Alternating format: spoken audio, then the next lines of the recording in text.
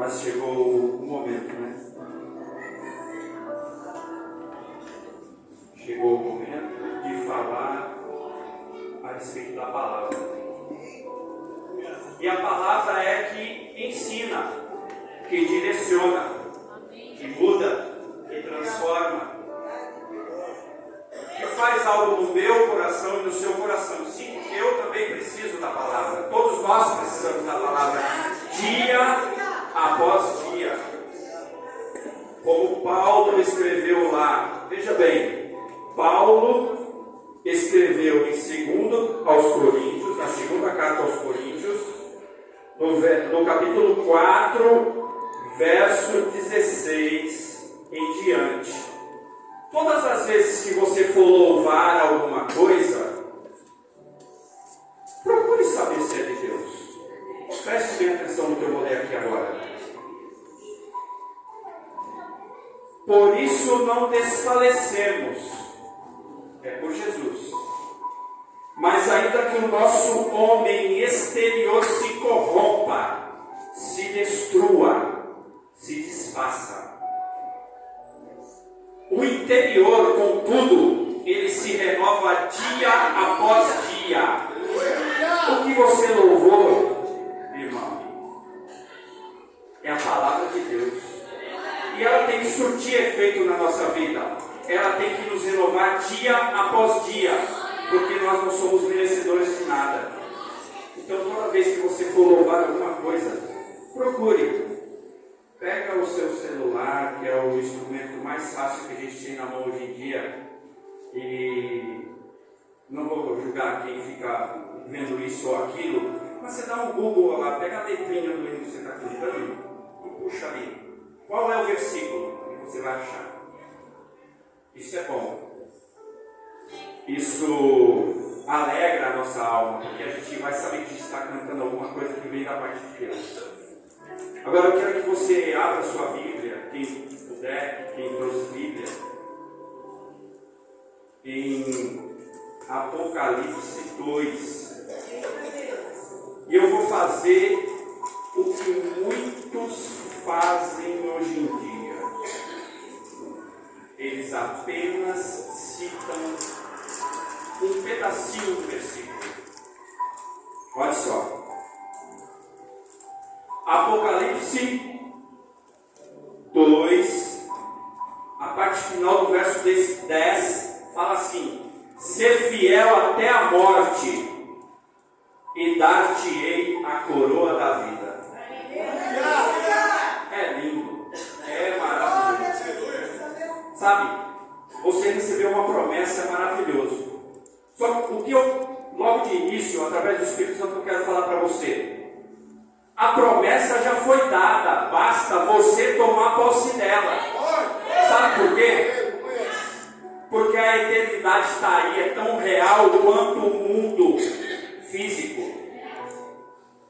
E se você acha que a sua vida vai durar até os 80 e acabou, você está enganado.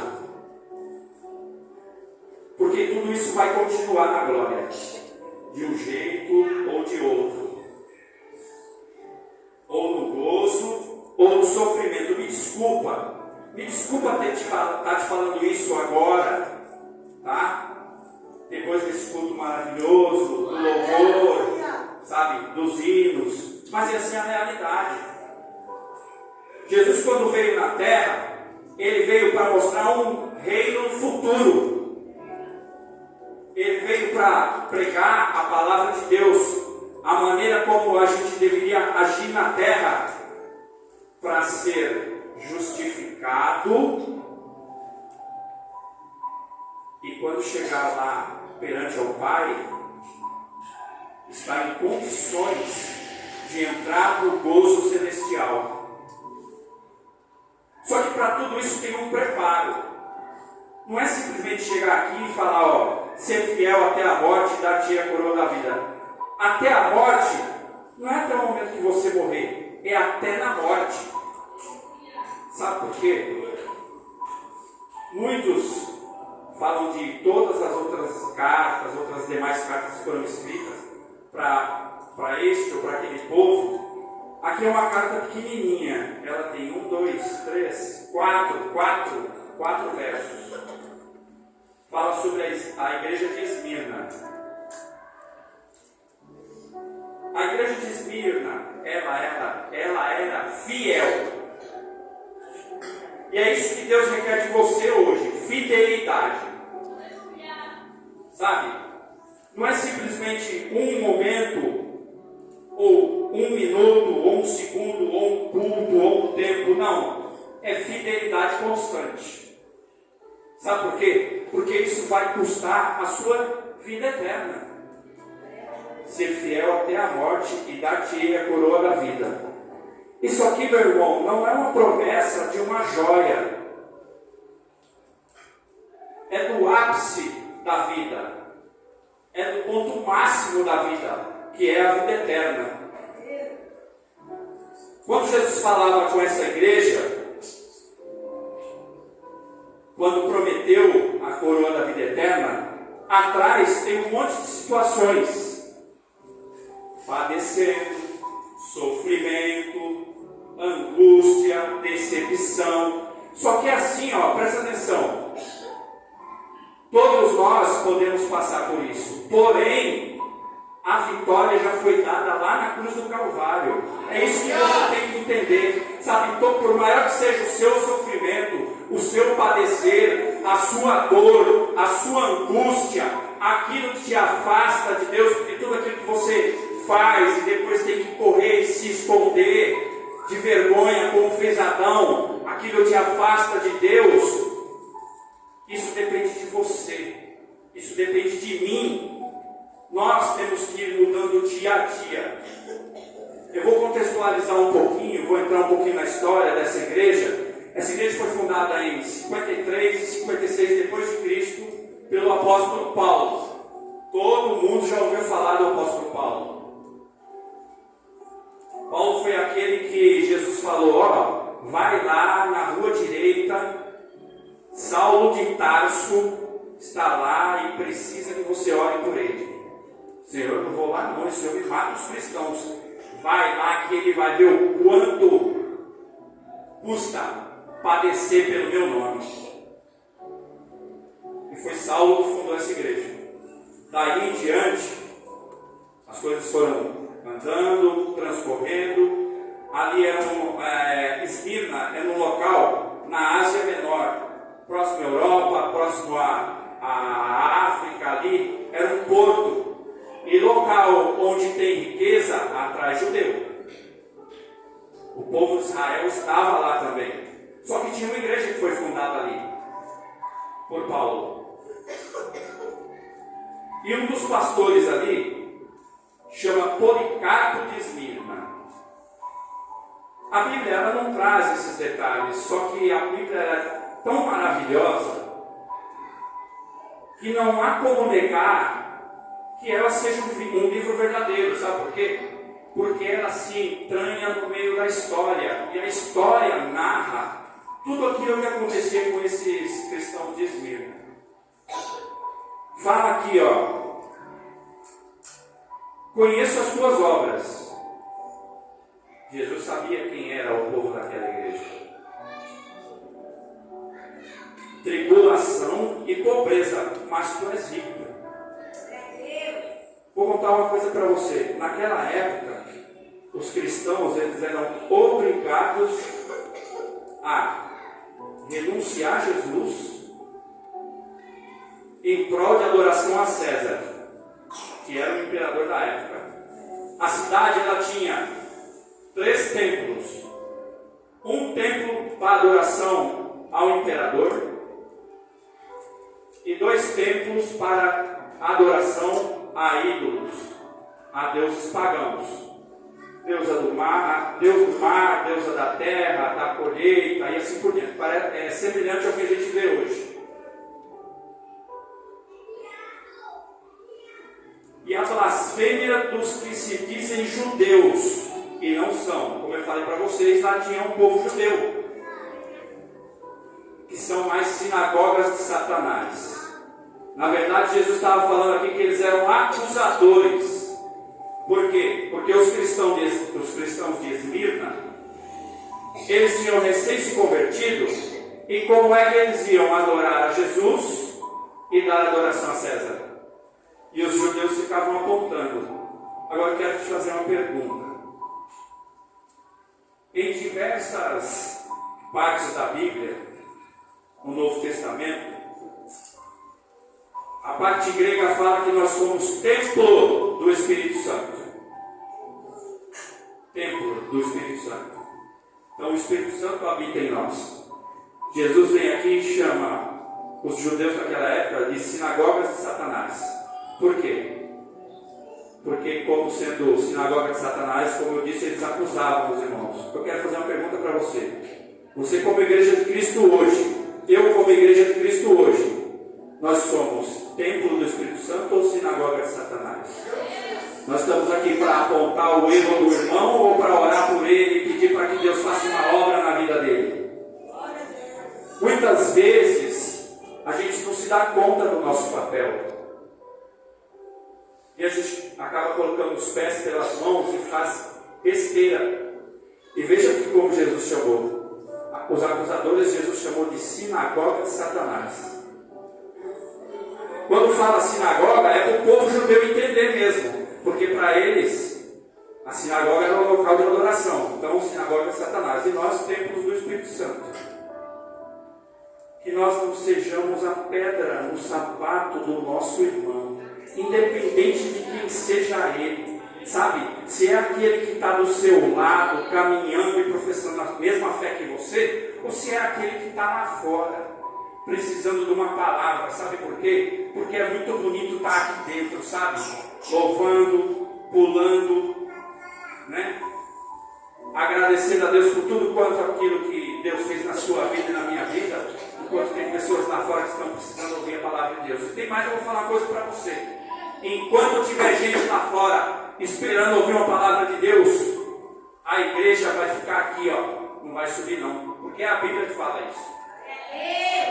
Então cabe a nós, se nós estamos esperando que o noivo venha o mais rápido possível, ir lá fora e pregar a palavra de Deus. Aí você fala assim, tá, mas eu não vejo você. Você não sabe do meu dia a dia. Você não sabe os caminhos que eu ando. Sabe por quê? Porque os caminhos que eu ando, foi Deus que me colocou naqueles caminhos. Eu me encontro numa situação, num local, onde o adverso, o diferente, é que é cultuado. E eu me levantei essa semana e falei, peraí, se é o diferente que é cultuado, então tudo aquilo que eles pregam como natural, eu sou diferente. E aí eu falei, Deus, eu quero um espetáculo aqui que venha falar da tua palavra. Para minha surpresa, quando foi sexta-feira, o pessoal passa o roteiro de todos os espetáculos e a gente participa da informação de como será, como é e como deixa de ser. E foi um grupo de jovens de Guarulhos, a orquestra de Guarulhos. Eles foram lá louvar a palavra de Deus dentro de um local hostil demais, onde só se prega aquilo que é contrário à palavra, e eles tiveram a coragem de ir lá e pregar a palavra de Deus. Fiquei muito feliz. E eu tenho fé que algo mais Deus vai fazer naquele lugar. Prosseguindo aqui com a carta de Esmirna, no versículo 10, Jesus fala assim, olha só: não temas das coisas de as que padecer. Eis que o diabo lançará alguns de vós na prisão, para que sejais tentados, e tereis uma tribulação de 10 dias. Eu não vi Jesus prometendo, olha, vai ser tudo lindo, maravilhoso, vai ser uma bênção, vocês vão passar por esses probleminhas que vocês têm aí, mas vocês vão ser aprovados. Não, a coisa ia apertar. Olha, eu não estou querendo assustar ninguém não, mas eu quero dizer uma coisa para você: daqui para frente só vai apertar, viu? E aí, é assim, ó. O mais importante que você tem que estar ciente é que aqui não tem ninguém de brincadeira. Nós estamos aqui pregando a palavra de Deus, dizendo que Jesus vai voltar. Sabe? Que Jesus vai vir buscar um povo. Pessoas que estão realmente comprometidas com a sua palavra. Que tem o seu coração voltado para aquilo que é a eternidade. Sabe, eu não estou dizendo que você vai ser santo da noite para o dia, não. Não é isso. É dia após dia, como Paulo escreveu. Sabe, naquilo que você não tem força, você pega, ajoelha no seu canto. Não precisa ninguém saber, não precisa o pastor, a bispa, o irmão A ou o irmão B. Pega o seu coraçãozinho e fala assim: Senhor, eu não tenho força nisso. Me ajuda, Senhor. Sabe, Deus, durante muito tempo eu tenho batido a cabeça, mas a partir de hoje eu quero mudar. Eu quero transformação no meu coração, Senhor.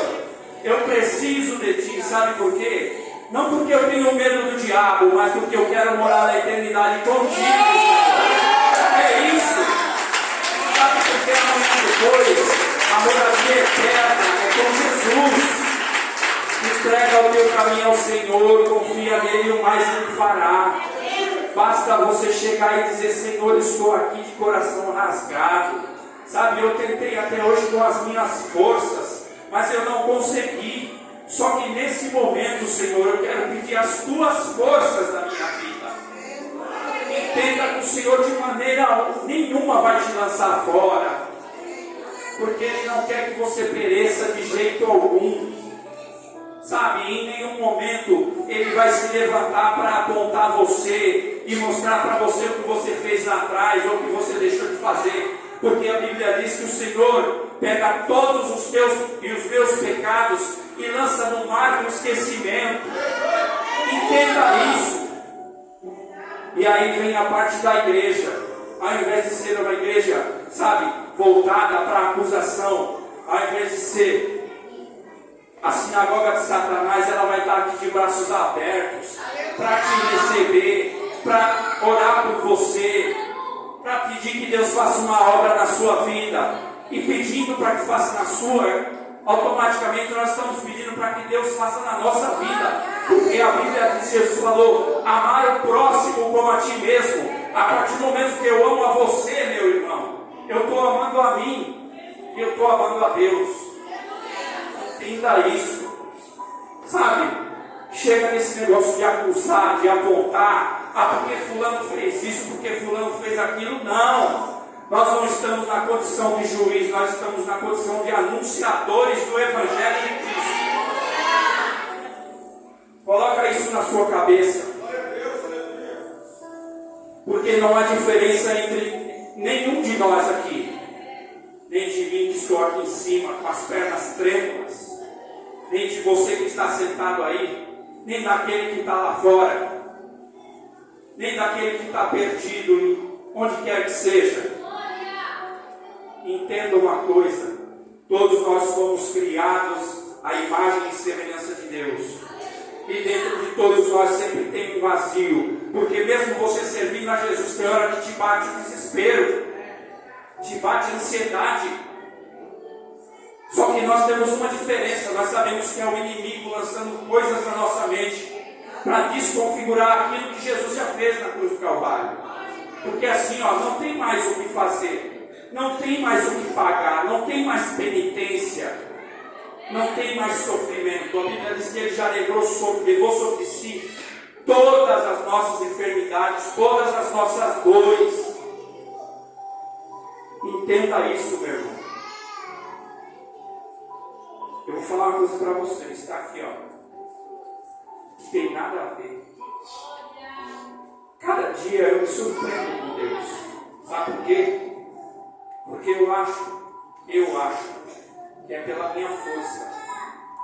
Mas quando eu chego aqui, eu vejo que é pelo Espírito Santo de Deus. A gente se prepara. Sabe por quê? Porque a gente não pode ser pego de surpresa. Muitas vezes a gente fala: o que eu vou falar? Não é você que vai falar, é Deus que vai falar. Sabe por quê? Porque não é o meu coração que arde, às vezes tem um coração que precisa ouvir a palavra de Deus. Não é de mim. Eu não tenho que falar de mim. Não tenho nada para falar de mim. Eu tenho que falar daquilo que Jesus fez na cruz do Calvário. Só que eu tenho uma parte muito importante para falar para vocês. Quem me conhece sabe que eu não sou de jogar confete em ninguém, não. Sabe por quê? Porque eu vou ser bem claro em falar para vocês. Para mim, o maior é Jesus Cristo. Nós temos pessoas às quais nós estamos sujeitos à autoridade. Temos o pastor Ricardo, nosso líder, o pastor do nosso grupo, a bispa Bruna, a líder da igreja, é o anjo da igreja, mas maior aqui é Jesus. Tudo é para Ele, tudo é por Ele, tudo é por meio dele. Só que eu vou trazer para vocês uma situação aqui que envolveu o bispo, o pessoal chama de bispo, né?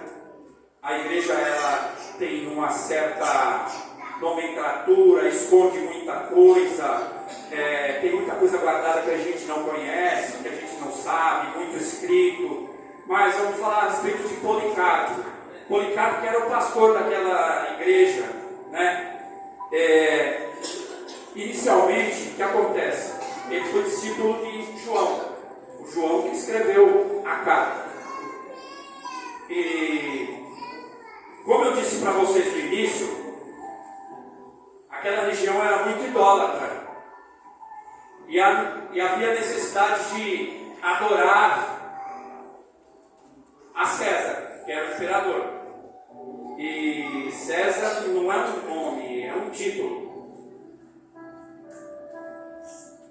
E pegaram o nosso irmão Policarpo, que era o pastor daquela igreja, e levaram ele até Marco Aurélio, que era o imperador da época. E chegaram para ele e fizeram a seguinte proposta: Policarpo, você vai ter que adorar a César. Você vai ter que jurar a César e negar a Cristo. Sabe qual foi a resposta dele?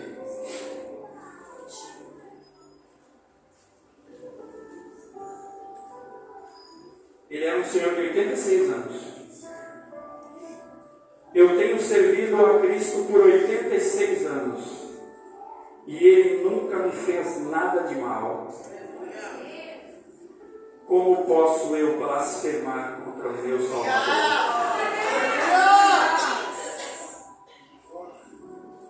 Às vezes a gente pensa que blasfemar é só falar mal. Mas blasfemar também é agir contrário àquilo que Deus tem para a nossa vida. E por muito menos, sabe, os cristãos largam a fé por causa de um filho, por causa de uma filha, por causa de um problema financeiro, por causa de uma doença, por causa de um problema na empresa, por causa de um problema com o marido, com a esposa, uma decepção. Mas tudo isso é sentimento. Só que o nosso irmão, ele não negou a fé. Sabe que essas coisas do dia a dia, elas não venham abalar a nossa fé em Jesus.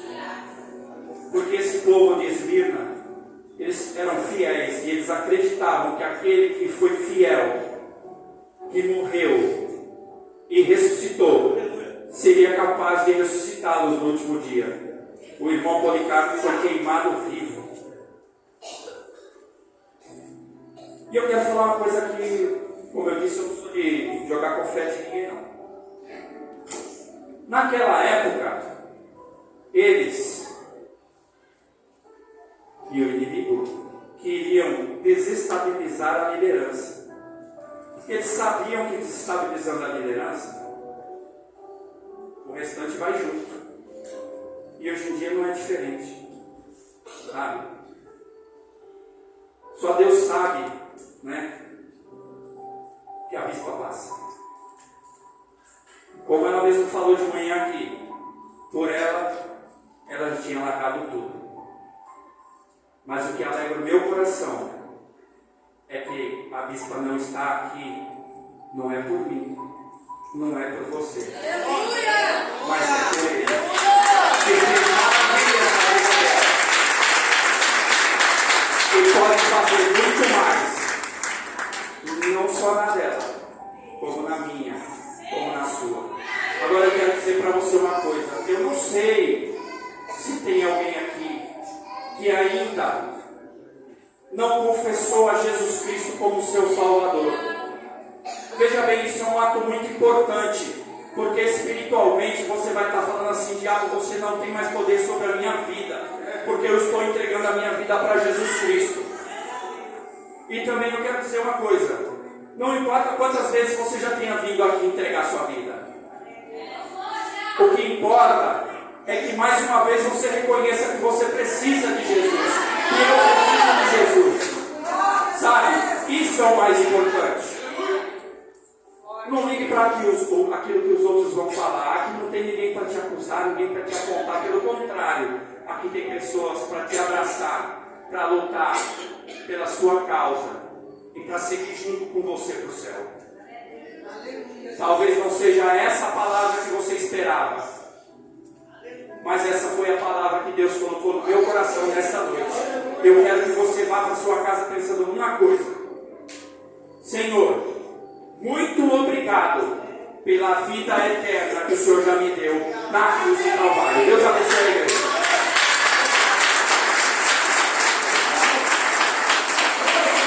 Quero chamar os